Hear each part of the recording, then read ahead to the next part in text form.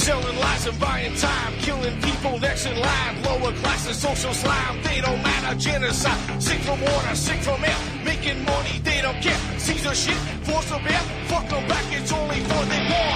They shoot, they kill, they massacre, rape. They burn the kids. No one makes countries lie to your face, fight and die. Cause God forgives.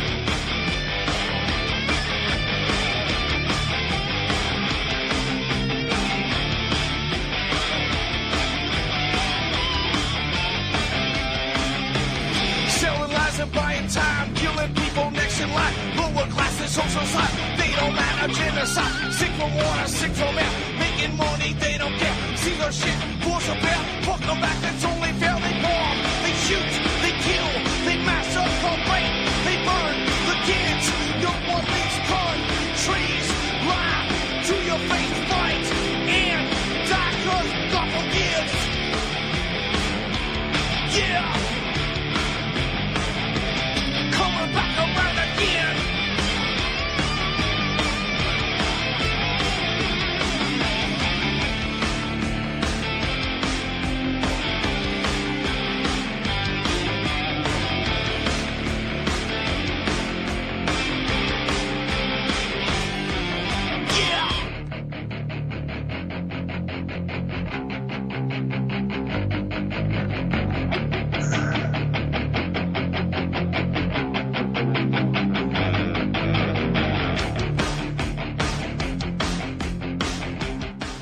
Welcome to the show. I'm your host, Ron Stevens. This is Rock the Boat, right here on UCY.TV, the best little network on the whole darn internet.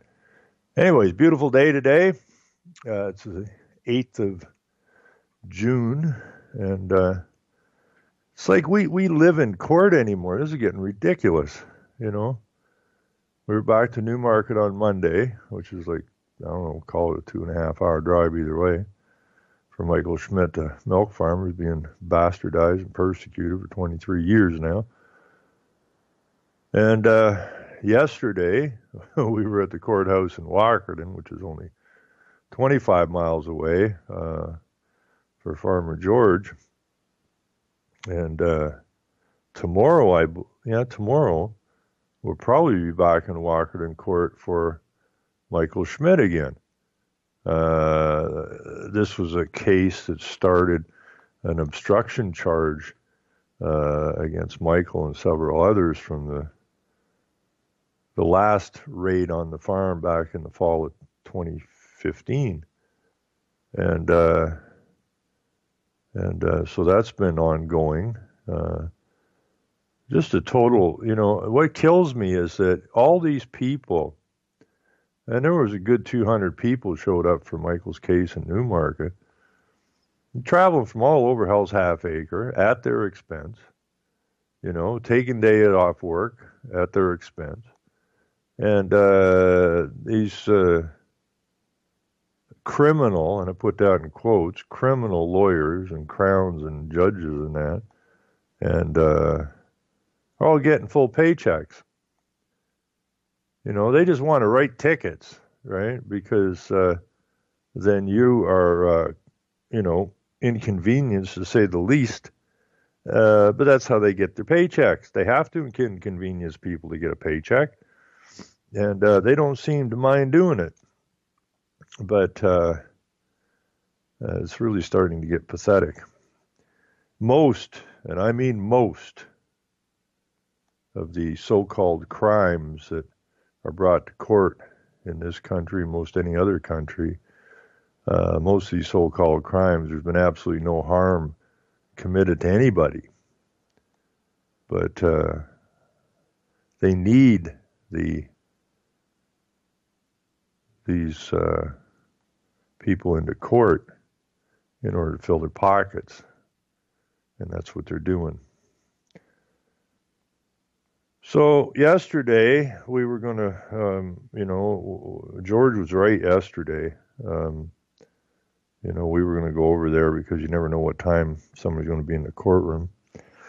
And last time we were over there for George, it went, the whole freaking day was wasted, and they still didn't even do anything. When they called him into the court, They were bitching at me about my camera. The judge got up twice and ran away.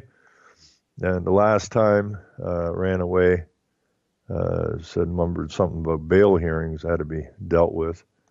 And so George wasted his whole freaking day there, as did everybody else that was there. So yesterday morning, we got there just after 9:30 and got parked, and we're heading to the courthouse, and we hear another farmer say, it's over already. What do you mean it's over? How the hell can it be over? And so we're talking to George, and he figured he was in the court about 30 seconds. And that's a fair drive from where George lives, and it's a big enough deal for us. I mean, we still got to go over there. Again, nothing accomplished, nothing done. I think it's 4 times George has been in there now over this obstruction charge. And the only thing that's being obstructed is everybody's life. Nobody was obstructed at the raid, but it gives them an opportunity to write tickets and drag people into court. So, yeah, George said he went in, the judge just mumbled something. He had to ask him to repeat it because he couldn't hear what he was saying. He was just mumbling away. So I guess mumbled something about a pre-trial in November coming up. But I imagine all this stuff will get thrown out before then. But in the meantime, it's wasting everybody's time. And if the judges and those are being paid, then those who are not convicted need to be shown some restitution for their wasted time and lost labor and all the rest of it. But the courts don't give a damn about that. But then you're just an account, right? You know, you're just an account. They've attached an account to your back, and the court has no capacity whatsoever to charge a man anyways. Never did. So, but we're working on that stuff. Anyways, the upside yesterday was a gentleman I haven't seen for, I don't know. It's got to be, well, I was looking at some old videos. It looks like it's been about 6 years. Vic Fletch came up from Toronto to check in and see how George was doing.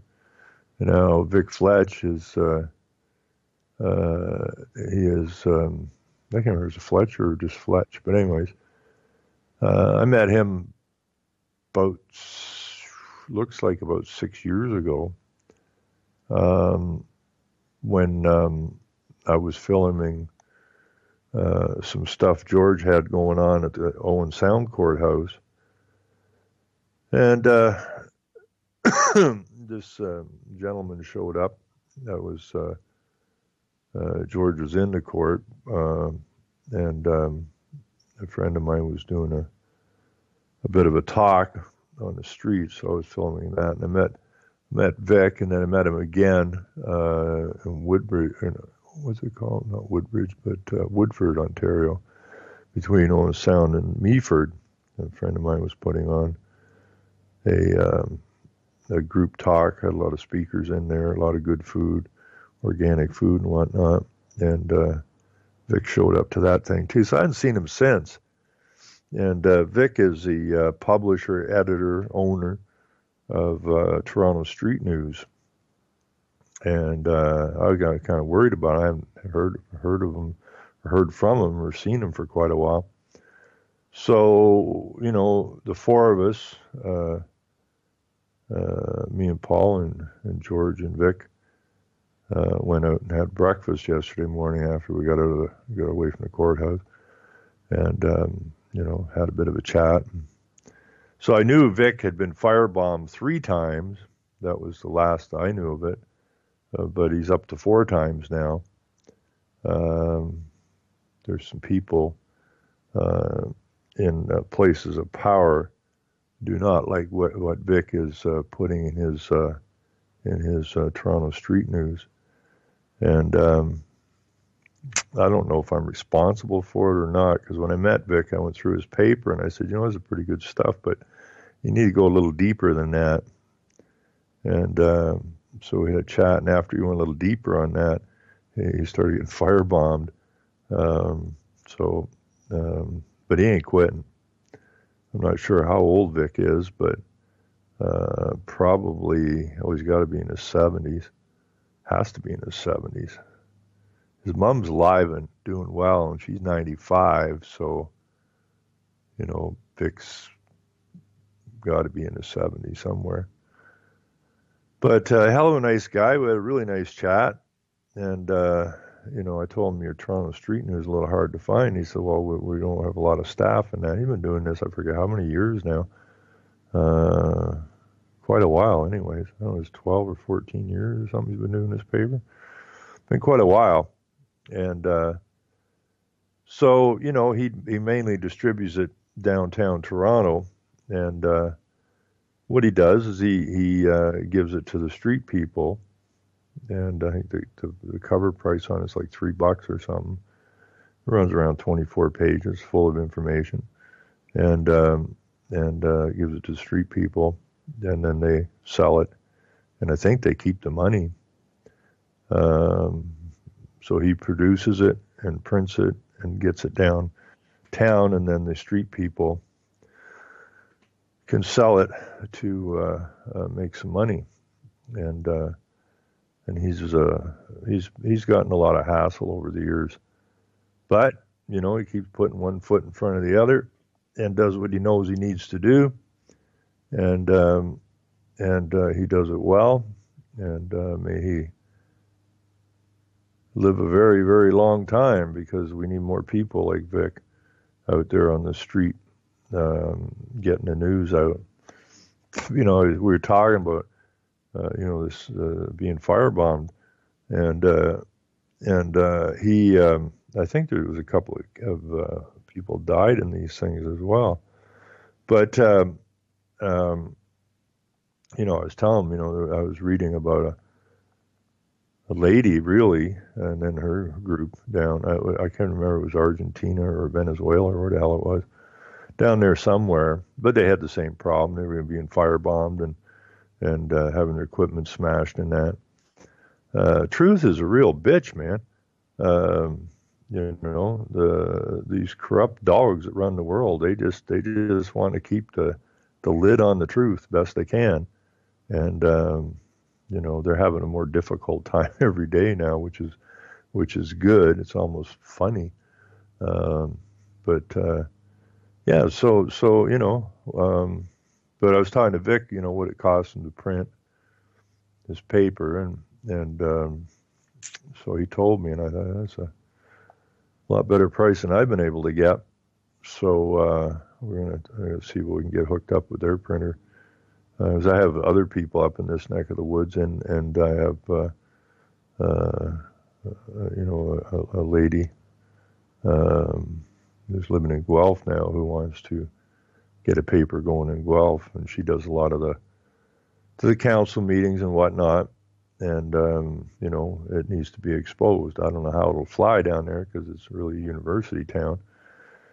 And we went to the University of Guelph for a symposium on raw milk, in which people flew in from a lot of California and all over Hell's Half Acre for this thing, and I was absolutely astounded. The building that the milk symposium was in was, I think, an agricultural building or whatever, but no matter. But when you went in there, the hall was just super, super, super, super wide. And at the end of this thing, before it broke off, where you would go down the other halls to, I guess it's the entryway, but it was freaking huge. And there was ceiling to, wall to wall, ceiling to floor, huge billboards on this end wall. And these are the university students. See this every time they walk into this building. I'm sure it's in the other buildings. About global warming is real, and the Earth's falling apart, and diversity is all that matters, and just a huge wall of propaganda. And it's sad because those students have been propagandized since before they even went to school. So when they get to university, all this stuff seems normal to them. Well, it isn't normal. It's all a big lie. Um, but I do believe that the students, we see it. We see it when we're talking to them. They're starting to come around. They're starting to understand that this is a crock of nonsense, and that's pretty positive. Now I seen a thing. Where did I see that? Um, Now this kind of ties in with what's going on in my own town, and I'm sure it goes on in every other town and city as well. Because when I talk to the students, high school students, in particular grade 9 and 10, and say, like, I don't see you guys, goofing around, roughhousing, like having fun, you know, and they said they're not allowed. Well, what the hell you mean not allowed? And then they informed me that the teachers say they watch them even when they're not on the school grounds, and that any particular behavior that doesn't fit within the behavior they would like you to be involved in will be marked, and then it may have a negative consequence for your future career options. And these kids are like 14, 15, 16 freaking years old. Like, give me a break. I you know what you ought to be telling the teachers, right, guys? So now I see this thing on our Communist Broadcasting Corporation news. It says there is a huge consequence. A foolish social media post can dash your post-secondary dreams. Now, I don't know, I saw last week the numbers of so-called mental problems that students are having are going off the charts, right? But that's all planned because the head of health in Canada stood at that crazy place, TED Talks, where only lunatics would speak, saying that standing there proud as a peacock, going, this is her assessment of the situation, and she stands there and goes, we're all mentally ill. Well, you might be mentally ill, lady who runs the mental institutions here in Canada, but I sure as hell ain't mentally cooked. That's for damn sure. I most certainly am not mentally ill. But, where are we going here when the head of health, mental health, or the head of health, I guess, stands there and says we're all mentally ill? Well, anybody that's been putting up with all this propaganda can't help but be mentally ill, because sooner or later some truth's going to sink into your brain and might just go pop. But this is what they're doing. So now this is a story of the Communist Broadcasting Corporation. It says here, high school students should be careful what they post online. Experts, don't you just love that word, experts? Doesn't say who these experts are, it just says experts. And people read this crap, parents read this crap, and they'll go, oh, Johnny, Sally, you got to be so careful what you post because the experts say. Well, next question, who the hell are these experts? The experts say because their social media behavior could prove to be a roadblock on their path to higher education at the school of their choice. Young people entering the workforce are often advised that prospective employers might scrutinize their social media footprint, but as a recent high-profile incident at Harvard shows, admission officers are also keeping their eyes online. Many of these students have grown up with iPhones, social media, and the word is now out that everything you do on a digital device leaves some sort of trace, said Lee Weiss, Vice President for College Admissions Program at Kaplan Test Prep, a U.S. company that helps students prepare for college entrance tests. Now, why do you need a company? Why in the hell would anybody need a company to help students prepare for college entrance tests? but it goes back. Everything goes, well, you can just ding just about in back to that corpse that used to walk around the planet Rockefeller. Um, Something has to take the place of government. Well, government's always been a corporation, but they don't want to play the game of being government anymore because it's too much hassle. They just want corporate rule. So if any of your settings are set to public, there's a very good chance that information is being used to determine really important aspects of your life, he said. Kaplan does an annual survey of college admission officers in the U.S., and its most recent one, released in February, found 35% of the 350 people surveyed said they checked the social media profiles of applicants. What they find can either help or hurt the students' chances of getting into the school, the respondents said. In the Harvard case, about 10 students had already been admitted to the world-famous school, and it was their post-acceptance behavior in private Facebook group that came back to bite them. The school newspaper, the Harvard Crimson, reported that the group had initially tilted Harvard memes for horny bourgeois teens. Some participant posted memes and images mocking sexual assault, the Holocaust, and the deaths of children. They also joked that abusing children was sexually arousing, and one called the hypothetical hanging of a Mexican child piñata time, according to the Crimson. Stupid thing for smart kids to do.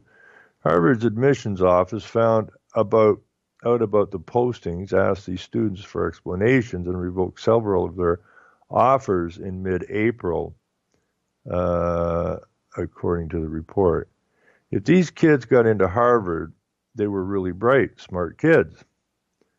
Yada, yada, yada. It's probably the first time that they did anything really atrocious, and there is a huge consequence for it, she said. I thought it was a very stupid thing for them to do.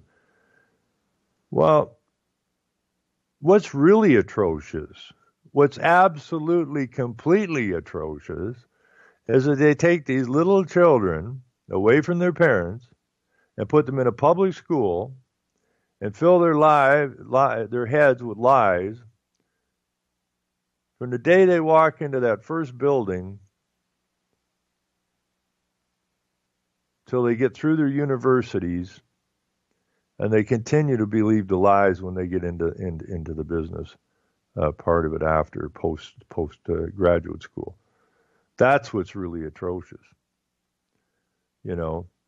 It's like when I had a teacher really wanted to come on the show. She used to call me all the time. And if you're listening, Dave, I miss you, and I wish you'd get back to me. But she was getting close to retirement, and she was telling me stories. She was working she was teaching in on the reserve schools because she felt that she needed to do something to kind of mentally undo all the harm that was done to the native peoples when they were genocided. And, she was getting ready to come on the show, and a much younger teacher advised her she better think about it hard. Because if she comes on the show, she said, remember all those papers we signed? Right? Remember all that stuff we signed? Now, if you go on that show and they catch wind of it, you may be just kissing your pension goodbye. And this is how you control people, through fear. And now they're down to the level of high school kids. And I don't know how. Well, no wonder we've got so many problems with children having mental problems, if you will. They've never been left alone. They've always been watched. Kids do not go out and play. It seems everything kids do is organized for them. You don't see kids just out playing by themselves. It's always organized. Always keep a watch on them. It's not about their safety. It's about control. But anyways, we have to stalk them, he says, because we have to look at everything and make sure they are not doing anything that they shouldn't be doing, she said. Well, you ought not to be lying to them since the day they go into school. Maybe you try that for a bit.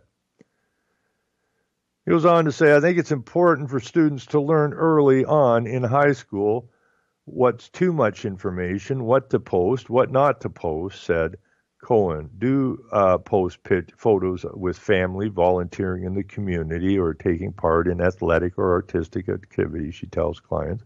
But don't post tons of photos of partying, right? So, anything that they deem to be community-oriented, post lots of that. But if you do go to a party, for God's sakes, don't post the fact that you're at a party. Anne-Marie Roy, National Deputy Chairperson of the Canadian Federation of Students, said that Harvard did the right thing by rescinding the offers. I'm happy to see that the institution is doing everything in its power to ensure that students on campus are safe and not surrounded by individuals who perpetrate and promote violence, she said.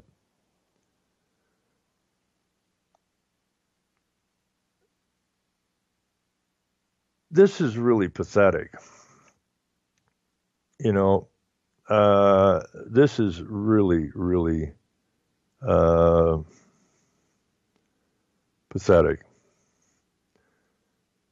Let's see. Roy, however, said that she has some discomfort with schools using social media accounts to determine admissions. If someone is turned down because of political views expressed online, for example, that would not be okay. But if they were promoting violence, that's a problem. I think there is a fine balance that needs to be struck, said Roy, but students need to take responsibility for what they put online and the consequences it can have. Well, what about government putting things online? What about universities putting things online like global warming is real? Okay, now if you're that stupid that you think global warming is real and you work at Harvard and some students, they're posting memes or whatever, saying global warming is a complete fraud, and you go, oh my God, right? Who's crazy? Well, certainly not the student that says global warming is a complete and total fraud, but you're not going to let them in school because you're going against what is acceptable. We should be aware of what we post, not only for admissions to different schools, but at Harvard or others, said Roy. I think Facebook is a platform that has a lot of visibility, and we need to be cognizant of the fact that the things that we post out there perpetrate and promote different attitudes. And the only attitudes you are allowed to perpetrate are the attitudes that we say are okay. If we say that what you post is not okay, then of course it's not okay. Whether or not we're protecting a lie and promoting a lie, and you're trying to promote the truth, it's not acceptable for us. Therefore, you can't come to school. Do you understand me, little Johnny? Huh? Do you understand me? Post-secondary institutions in Canada all have their own criteria for admissions. Two schools that responded to requests for the information on Tuesday said they do not currently review social media activity as part of the admission process. Western University in London, Ontario said its student code of conduct takes effect once the student has registered with the school, because then you become school property. The University of British Columbia doesn't access social media behavior either, and said if an incoming student were to post inappropriate content on a school administered social media site, the school would respond on a case-by-case basis, and that the school reserves the right to deny admission. Weiss's advice is that prospective students should conduct themselves online with the assumption that any post, even a private one, could be used against them. They should also keep in mind that offers of admission can always be taken away. Anything you share has the opportunity to affect your reputation and important decisions in one's life, he said. It remains a real wild card in the admission process. Now, I wonder if I can open up some of these comments, because this may be interesting to see what the comments are. Now, it's a good thing that I have no want to be part of a university, and I have no want. Well, here's how bad it is. I mean, I did go to the school. I was asked to go to the school by a teacher, or requested to come to the school to film a politician that was coming to the high school. And while there, I went inside and asked the front desk if they still did night courses. And she said they did. And I said, well, maybe I'll do a night course. And she thought it was a great idea, the lady at the front desk. Not when I went back to see the lady who looks after the night courses. All I got was a pestering of what I would teach. Apparently, I'm well known in this neck of the woods for basically saying what's on my mind. And, taking every opportunity I have to shine a light on deception and fraud. And, so after a bunch of badgering on her behalf, I just said, I don't know. I just came to see what was required of me. I haven't decided what I would teach.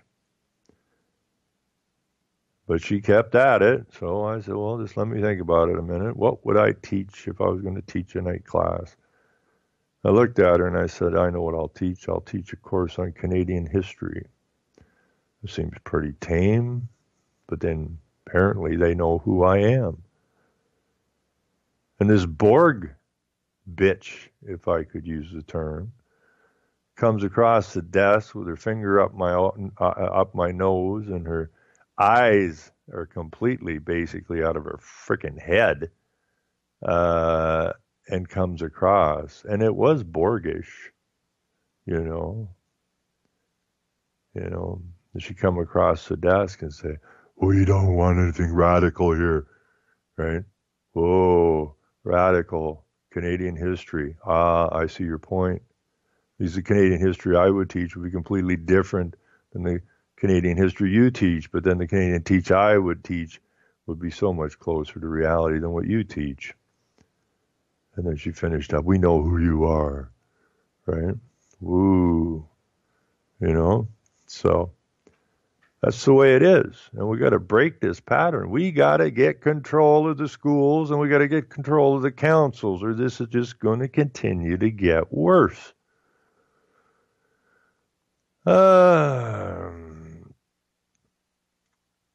Let's see here. I'm going to look through a couple of these, or a few of these comments real quick. Or Jim Redmond says, I don't know about post-secondary institutions, but companies are using social media to investigate whether or not candidates for job openings are users of marijuana. The resume of those candidates are simply discarded. Universities may be a different story because, just shows you when dealing with the thought police, everyone needs a VPN and alter ego. I'd be more inclined to throw your resume in the trash if it said you were a feminist or social justice advocate, couldn't risk having others employees walking around on eggshells. Same goes for Nazis and white supremacists. I don't like them either. But none of this stuff is, these are thoughts from people. Douglas Blake says, interesting life lesson that many people seem not to understand in this day and age. There is a reason why people need to be nice to each other. It helps them avoid the proverbial knuckle sandwich in response. Only 20 years ago, some of the stuff people routinely said to each other, say to each other today, would have landed them in the hospital with a busted nose. About the only reason people get away with it now is that they can say it anonymously into a computer, and that's not going to hit back. Yeah. Let's see. Well, I'm not seeing nothing too intelligent in these comments. Let's see here.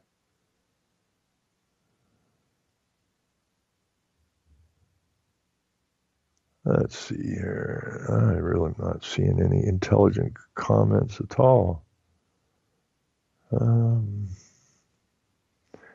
Like I use Facebook, right? And a lot of people don't use Facebook because it's a tracking device. Well, it is. But do I care? Of course not. Do I have anything to hide? Nope. Do I say what's on my mind? Absolutely. Do I get chucked in Facebook jail every now and again? Surely do. Do I lose some of my Facebook friends? Oh, yeah. But a lot of times I just want to clear it out anyways because I don't know who these people are. You know, I know when I posted about the Jews, and they went on me like Jack the Bear, which is okay. Or if I say something negative about Israel, they get all pissy pant and they bail. But to date, I've always ended up with more people following or being connected to Rock the Boat Radio than I lose. So that's fine with me because you got to clear the nonsense out every now and again. But, I really got accused of being anti-Semitic big time. And I welcome it because when I go to etymology and look up the meaning of anti-Semitic, I am absolutely anti-Semitic. And I think the vast majority of the population is anti-Semitic. So when they accuse me of being anti-Semitic, I just said, thanks for noticing, right? Appreciate it. Most of the people don't even know what Semitic is or anti-Semitic or Semite is, right? They have no clue.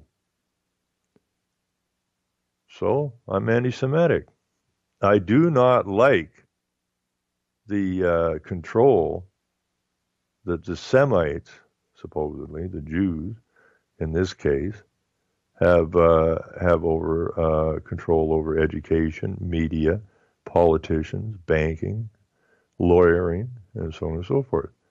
I'm absolutely disgusted. They make up such a tiny, tiny little percentage of the population, and they have way, way, way too much influence over most of our lives. And anti-Semitic is just someone that doesn't like that. And that makes me anti-Semitic. Hot damn. If Santa Claus had too much control over the education system and the politics and banking and lawyering and all that kind of stuff, the newspapers. If Santa Claus had too much influence, I'd be anti-Santa Claus, right? And we all know Santa Claus is real, right? So, this whole nonsense is just nonsense. And I don't know how the students put up with this shit. And I guess that's why the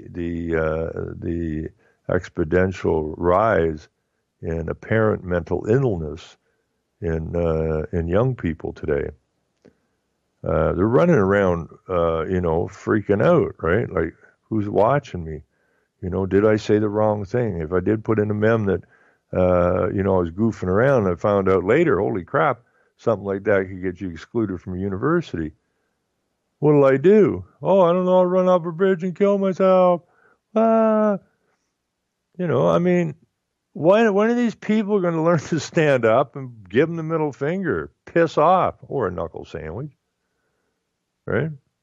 I'm not a violent man, but there are occasions when that's about what you need to do. You try to have a conversation with a lawyer or somebody in the education business. I mean, that lady that I met at Michael's trial on Monday, she's pulled her kids out of school. She didn't go to the school to pull her kids out of the school, but the way she was treated by the administrators of the school, who then didn't feel comfortable with the questioning she was pointing at them, call security in because, of course, they're, adults and they don't feel comfortable. In other words, they don't want to answer the questions. And then the one asking the questions becomes a problem, and then we must escort you out.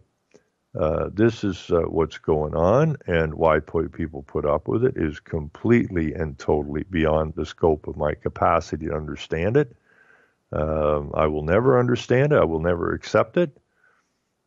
Say what you mean what you say. If someone is offended or doesn't like it, they can walk away. That's it. Anything less than that is not acceptable, at least not where I'm coming from. Besides, it's more fun.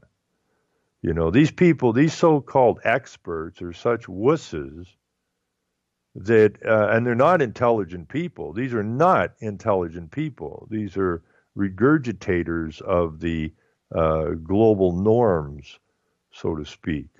They're really quite clueless.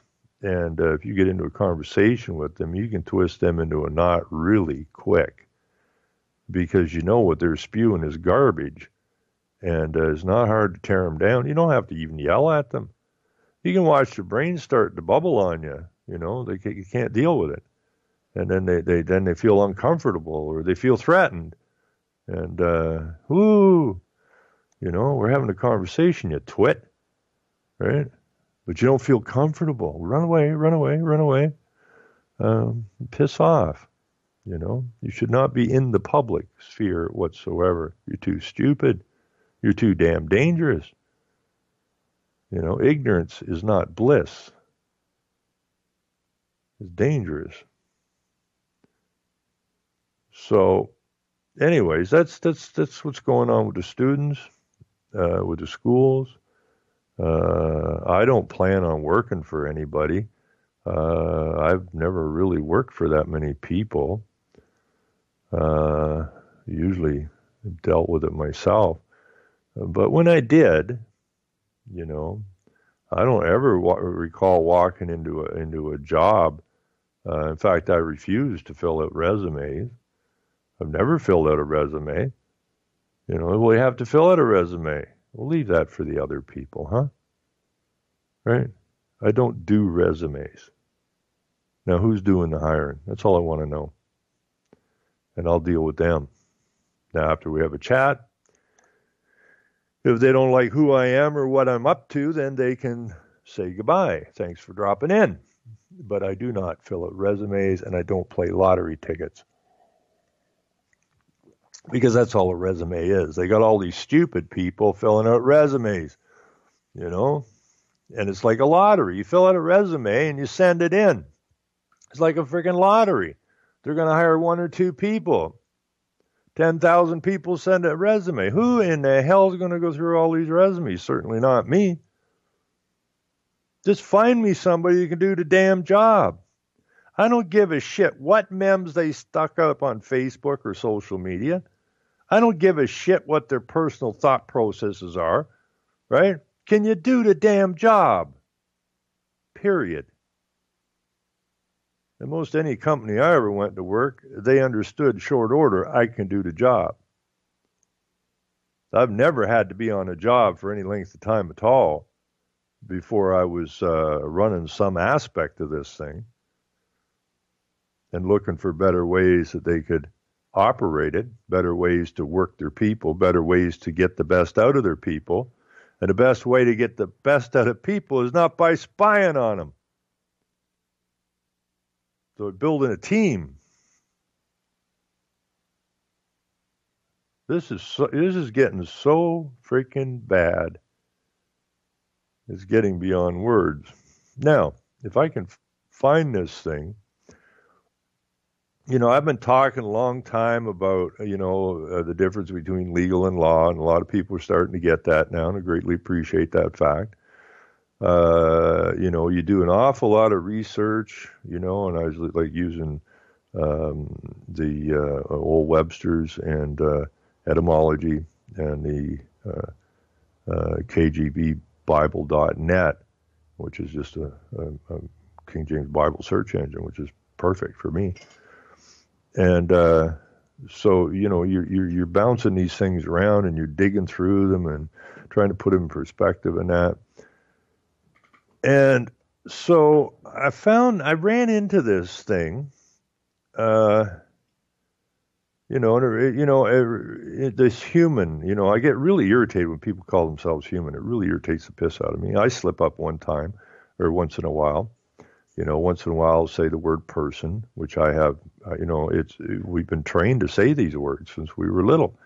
And it's difficult to just stick to man and woman. It's very difficult.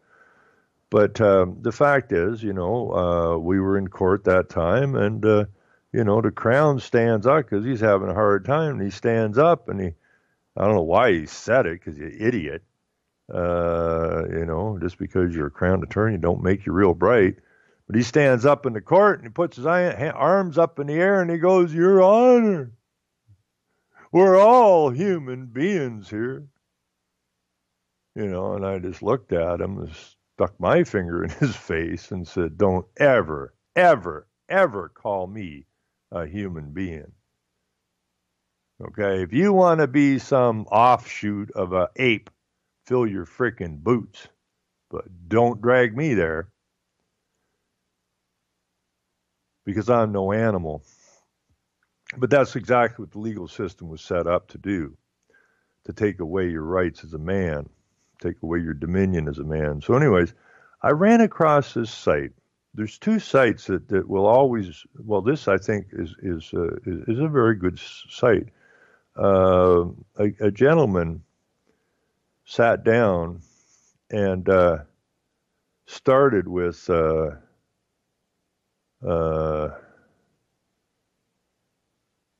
let's see. It's a very fast read. And he started asking himself questions, and the introduction is, who are you? Right? You have to start with a question, because a question leads you to go find answers. And this here is, it goes through the introduction. These are all very short pages. It's brilliant. Okay, it doesn't ramble on like I do. They're very concise, very short. So you go to the introduction, and it just has a directory here: man, human, lawful and legal, essence of man, man versus human, church and state, persons, individual, the name, the all caps name, representation, serfdom to pledge, the bankruptcy, society, the world, states under God, kingdoms, execution of law, structure, and final words. But they're all very short pages. This is not like you're reading some of the stuff we've read, which goes on for thousands of pages. This is very short, very concise, and it's this gentleman's trip, trying to figure out what is and what isn't. And I think he did a very, very good job of it. I read it very quickly, and I would, I'm going to put this in the chat. I would ask that people go through it. You may pick up some stuff, you may not. You may disagree with some stuff, you may not. You may have some suggestions for this guy, and he's asking for suggestions because this is just his knowledge gathering that he did, and this is what he's come up with. But I'm going to put this in the chat, and this is fairly recent. It's edited 2016, so it's not that old of a piece. And I think he did a really good job, because what he's done is he's done basically what I did with my research. Okay, I'm using the origins of the word, etymology, and the dictionaries. He's using a lot of law dictionaries, and he's also using the Bible, and which I use the King James search engine because this is the Bible that the Queen took the oath upon and to uphold the word, which is the law, in it. So, he basically goes through the very same thing, but he's really put this down in a very, very easy to understand, fast learning process or whatever, or fast bit of information. So I'm going to put that in there. And like I was telling Michael Schmidt, okay, they got you in the legal system here. We have our preamble states very specifically based on the principles and supremacy of God and the rule of law, which stands below the legal termination of lawful, is that lawful is equitable and moral, and that legal is amoral and not equitable. And that's the system that we're stuck in. So, like I told Michael, it doesn't matter what the finding is here on their cease and desist. It doesn't matter, because we'll go back at them on the Constitution, on the preamble, which they don't want to acknowledge, but they don't have a choice, and we'll ram it down their throats. But this is a very good piece here. I'll put it in, and you can do with it as you wish. But I think even people who have a really good take, I think would appreciate what this gentleman's put down. The only other site on the entire internet that I really can't say enough about, which I ran into way back, I think in 2006, is the Green Agenda. And I caught up with this guy that did it and asked him, because I'll put that into, if you never been to the Green Agenda, it hasn't changed much in all these years, because he laid it down. When I called him, when I did get a hold of him, I asked him, this is pretty deep stuff. What got you into this? And it turned out, according to him, that he was just like an administrator or a worker at a municipality, and they were coming down with so many ridiculous rules and regulations. He said, I think he was in planning or something, and to build a simple garage or something all of a sudden got really stupid. And he couldn't understand why the hell all these regulations were. So he got looking. See, he asked a question, and he got looking, and put together a brilliant site. So I'm going to throw this into the chat, and where is my UCY? So you can look at this. And I don't know if anybody here has, this stupid temporary name crap. Let's see what we do here. I don't know. Maybe a lot of people have never dealt with the Green Agenda. If I can find out where I had it open at. Maybe I don't have it open now. Here we are. Because if you haven't read this site, this is a brilliant site, man.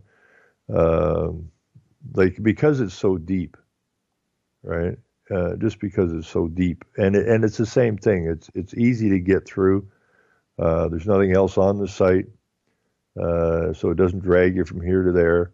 And I still see he has a link back to me, which he put there. He only got a few links. We had a really good chat, but I don't even know if you can get to me through that link, which was Blowing Our Tax Dollars, I think was the name of my blog at the time. But I definitely going to put this in here. And take a boo at it if you're not aware of it. And sometimes, it's good. I went and read some of it again last night, and I haven't been to that site in a very, very long time. And sometimes it's good just to go back and do a refresher kind of thing. And the last thing I'm going to do tonight is I'm gonna throw in, because Farmer George, you see, Farmer George, he's a biblical man, and he's also an organic farmer, and he's been at this a long time. He's getting banged around. He has some large property farms, and they would like nothing more than to put him out of business. But there's I'm just going to throw this in from Facebook, and it's Farmer George Bothwell. And when you go down through this list, if you see, a title with Canada Live on it, this will be stuff that I shot or did the videos for. But I see most of these are about 6 years old. But George has done some phenomenal work. A hell of a farmer. He's in his 70s now. He ain't laying down. And hopefully people can take a little inspiration from some of the work George did, and continues to do. I mean, he was in court yesterday again. So, take a boo at it. Look at a few of his videos. These are not bad people. These are the good people. And the reason they're getting beat on so hard is they're the good people. Now, these are all good researchers too, because what gets George in trouble is that he asks some hardball questions, right? And they don't like that, especially when you know what you're talking about, and they really dislike that. So if there's any students listening out there tonight, post what you want, where you want, when you want. Say what's on your mind, whenever it's on your mind, okay? Now, if you are just an ignorant slob that likes to irritate people and that, well, you'll probably end up with a knuckle sandwich somewhere down the road. But then that'll be a good lesson, wouldn't it? Okay? You teach each other with respect, but you can't hide from the truth. Okay? If you're going to have a good mind, you better start using it, and you best not allow the so-called administrators and authorities to tell you what you can say and what you can't say, and when you can and when you can't. You're going to end up crazy. Okay, so just say what's on your mind, politely or otherwise, and mean what you say. And remember, if they don't like it, or they get offended, or they feel threatened, okay, them feeling threatened is not you threatening them, is it? Okay, it's I don't know what the hell that's supposed to be, a mental illness in itself. But if they feel threatened or offended or don't like what you're saying, adios to you. Okay? Because I will not refrain from saying what's on my mind, because you poor little delicate daffodil or whatever, feel offended. Not going to happen. Anyways, I hear music. I will probably go into court tomorrow, I'm not sure. But we'll be back Saturday night on Revolution Radio at midnight. Selling lies and buying time, killing people next in line. Lower classes, social slime, they don't matter. Genocide, sick from water, sick from air. Making money, they don't care. Caesar shit, force of air. Fuck them back, it's only for they bomb. They shoot, they kill, they massacre, rape, they burn the kids. No one thinks gun, trees, lie to your face, fight and die. Cause God forgives.